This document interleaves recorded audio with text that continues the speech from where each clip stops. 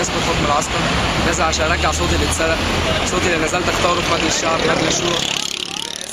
كله جره في جره قلم، كله خلاص كله رماه في الزباله، كله اتسرق بسبب السيسي.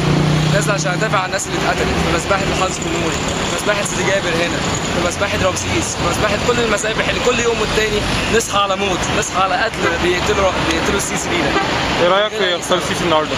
خطاب السيسي النهارده بيقول لك عايز معونه نص الشعب عشان يقتل نص الشعب التاني. عايز هو دوت زي ما بيقول وائل قنديل اول وزير دفاع في العالم يدعو للحرب الاهليه. من غير اي كده، من غير اي ادب ولا اي احترام ولا اي مراعاه لاي حاجه، ولا اي حاجه عالميه ولا اي حاجه.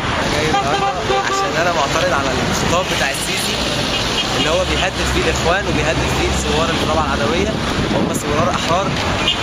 ما ينفعش طبعا الكلام بتاعه. انت شايف ان الكلام بتاعه ما ينفعش ان هو يطلع في الفتره ديت؟ طبعا دوت تعتبر تهديد صريح، وهو كده بيعلن ان دوت انقلاب عسكري رسمي لما بيحرك شعب على شعب كده.